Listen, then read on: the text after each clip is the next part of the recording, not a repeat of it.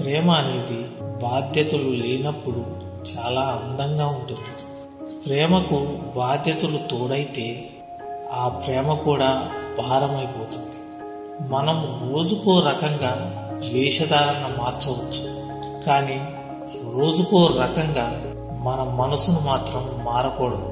నువ్వు ఉపవాసం చేస్తూ భోజనాన్ని ధ్యానించడం కన్నా భోజనం చేసి భగవంతుని ధ్యానించడం మంచిది. బయటకు కనిపించే రూపాన్ని చూసి ఎవరిని అంచనా వేయకు. ఎందుకంటే నోరు తెరిచే వరకు కాకి కోకిల రెండు ఒకేలా ఉంటాయి. నీ చుట్టూ అందరూ ఉన్నారని ధీమాగా ఉండకు. నీకు చిన్న కష్టం వచ్చిందంటే అందరూ చెదిరిపోతారు. సమస్యలు వస్తే గందరగోళ పడకండి. అవి మీరు విజయం సాధించాల్సిన పరీక్షలుగా భావించి వాటిని ఎదుర్కోండి.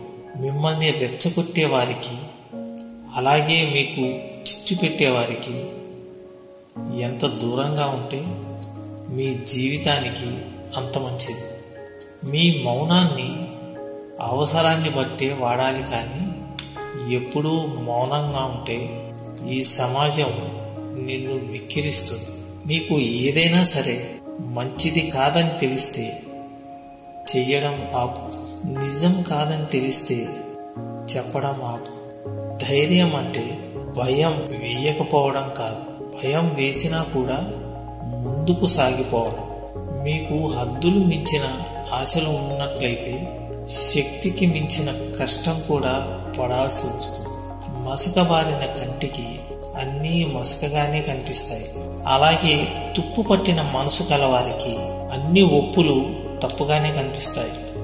ఎదుటివారి అర్థం పర్థం లేని మాటలకు ఎప్పుడైతే నువ్వు స్పందిస్తావో అప్పుడే సగం మనశ్శాంతిని కోల్పోతావు. స్వార్థపరుడంటే ఎవరో కాదు, నిన్ను అవసరానికి వాడుకొని అవసరం తీరిపోయాక వదిలేసేవాడే. నీకు అవకాశం లేనప్పుడు ఎలా అయితే ఉన్నావో అవకాశం వచ్చినప్పుడు కూడా అలానే ఉండటం నిజమైన వ్యక్తిత్వం.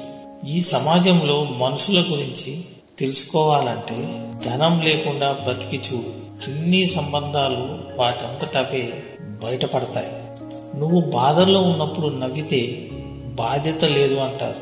పోనీ ఏడిస్తే బతకడం తెలియదు అంటారు.